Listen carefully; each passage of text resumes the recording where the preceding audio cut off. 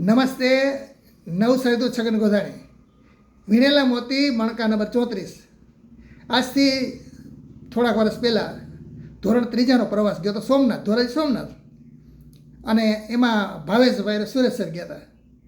હવે એમાં પાછા ફરતા છે સાંજે અંધારામાં આગલા સીટની આગળના ભાગમાં ફાઇલ પડી છે, એક થેલીમાં 200ની ફાઇલ હતી, ઓરિજિનલ કાગળિયા, વીમાના કાગળિયા, બધા કાગળિયા એમાં. હવે રોદા બહુ હતા, ગમે ત્યાં રોદો આવ્યો, રસ્તો ખરાબ હતો એટલે ફાઇલ પડી ગઈ. ટીચર તો છોકરામાં હોય, ગૂંચવાઈ ગયેલા. આગળ ડ્રાઈવર તો બિચાર સામે ધ્યાન હોય, ક્યાં પડી ગઈ ખબર ન પડી. હું બરાબર નિશાળ હતો ને મને સીધા મોઢા પડી ગયા. ડ્રાઈવર મારી પાસે આવ્યા કે ભાઈ આમ થયું છે, કે બહુ શું કરશો હવે? કાંઈ વાંધો નહીં, પહેલાં હું ટ્રસ્ટીને જાણ કરી દઉં, શું કરવું એ નક્કી કરશે, આપણે કરવાનું. એ કે અમારો વિચાર એમ છે કે મોટરસાઇકલ લઈને જાય, ગોતી આવી. અમને ખબર છે રોદામાં આટલા 2-3 રોદા મોટા હતા ને એમાં જ પડી ગયું.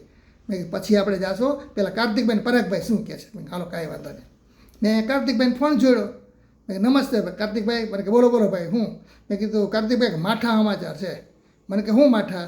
કોઈ લાગ્યું નથી ને? મેં ના કાર્તિક, કોઈ લાગ્યું નથી ભાઈ, પણ આપણી ફાઇલું ઓરિજિનલ બધી છે ને આખો થેલી નીચે પડી ગઈ છે. મને ટેન્શન લ્યોમાં કે ઉપાધિ કરોમાં. ડ્રાઈવર કહે છે કે અમે જઈ ગોતવા, અને સોરી કહે છે કે ના કોઈ ક્યાંય નથી જાવ, કે ઘરે વહી જાઓ તમે તારે, પણ એક પરાગભાઈને જાણ કરી દેજો, અને હું સવારે શ્રીમંકર બાપાને કહી દઈશ. મેં કાંઈ વાંધો નહીં. પરાગભાઈને ફોન કર્યો કે નમસ્તે પરાગભાઈ. કે બોલો ભાઈ. મેં કીધું પ્રવાસના માઠા સમાચાર છે ભાઈ. મને કે માઠા એટલે હું કોઈ કંઈ લાગ્યું નથી ને, કંઈ થયું નથી ને? મેં કીધું ભાઈ પરાગભાઈ ના કોઈ થયું નથી ભાઈ, પણ એક થેલો પડી ગયો છે ને બધા ઓરિજિનલ કાગળિયા છે એમાં. એટલે મને કે પરાગભાઈ એટલે કાર્તિકભાઈ શું કીધું? મને કે એમ કીધું કે કાંઈ વાંધો ટેન્શન લ્યોમાં, તમે ઘરે વહી જાઓ, બધું થઈ જશે કાલ. એ કે સાચી વાત છે, તમે જાઓ ઉપાધિ કરોમાં, એ અમે કાલ કરી લેશું. હું પરાગભાઈ કાર્તિકભાઈ મળીને અમે કાંઈ કરી દઈશું શિવંકર બાપાની, તમે ઘરે બધા વ્યા જાઓ. હાશ ધરપત થઈ ગઈ. પહેલાં જ મને બીક હતી, હોય જ ને ટ્રસ્ટી તરીકે અમને ઠપકો મળે, આ ભૂલ હોય ઠપકો મળે જ ને, કારણ કે અમારે સીધું એમ જ કહેવાનું છે કે ખોવાઈ ગઈ. પણ પાછી પ્રોસેસ એને કરવાની છે બધી. ઓરિજિનલ કાગળિયા ગોતવા અઘરી વસ્તુ છે, સરકારી વસ્તુ ભેગી કરીને ઓરિજિનલ ગોતવા અઘરી વસ્તુ કહેવાય ને. એટલે મને ધરપત આવી, અને આ જ આનંદિતના શબ્દો મેં ઓલા બેને કીધા કે ભાઈ સારું પેલું પાર પડી ગયું. 2 ટ્રસ્ટીઓ કીધું છે તમે તાર ટેન્શન લ્યોમાં, ઉપાધિ કરોમાં. એ બિચારા એને ઉપાધિ કરતા તો કોઈ લાગ્યું નથી ને, ફાઇલની ઉપાધિ નહોતા કરતા.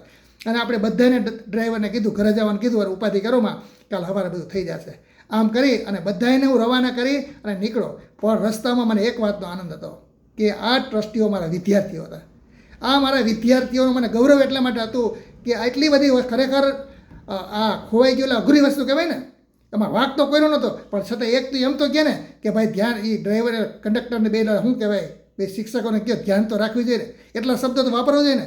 પણ બંનેમાંથી એક શબ્દ એવો ન વાપર્યો એને કે કોઈને ખોટું લાગે. અમુકનું એમ કીધું ઘરે જઈને આનંદ કરો, આરામ કરો, જાઓ તમે તારે, ઉપાધિ કરોમાં કાંઈ બોલો.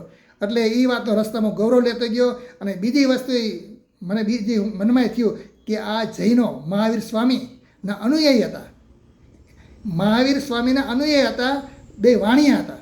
એટલે એનામાં એટલા ગુણ તો આવે કે ગુસ્સો ન કરવો, ક્યારે ગુસ્સો કરવો અને ક્યારે કેવા શબ્દો વાપરા. એટલે એ પણ મને એક આનંદ થયો કે એક પણ ગુસ્સાના શબ્દો વાપર્યા વગર પ્રેમથી એને અમને બધાને માફ કરી દીધું. એમ જ કહું કે બંને ટ્રસ્ટીએ એને માફ કરી દીધું, અમને બધાને માફ કરી, ડ્રાઈવરને માફ કરી દીધું. અને એક આનંદિત સ્વભાવ, હું હસતો અને પ્રફુલ્લિત મને મારી ઘરે ગયો.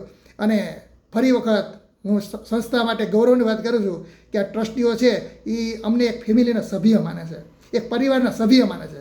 અને ખરેખર આ પ્રસંગથી મને વધારે એક સાબિત મેં કરી દીધું કે ટ્રસ્ટીઓ સાબિત કરી દીધું કે તમે અમે પરિવારના સભ્યો છો. પરિવારના સભ્યમાં ભૂલ થાય તો પરિવારના સભ્યોને ભૂલ છે એ માફ કરી દેવામાં આવે છે.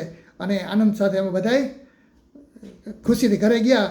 અને આ પ્રસંગને હજી અમે યાદ કરી છે, અને દુઃખ સાથે આનંદ વ્યક્ત કરી છે કે કાર્તિકભાઈ અને પરાગભાઈ એક શબ્દ ન બોલ્યા. અને બીજે દિવસે યાદ કરો, બીજે દિવસે માખિયાળાથી કોઈ ભાઈ આવ્યા અને સીધા 9:30 આવ્યા અને અમારી સંસ્થામાં ફાઇલ આપી ગયા. વિચાર કરો, ભગવાને સામું જોયું ને, ભગવાન મહાવીર સ્વામીએ સામું જોયું.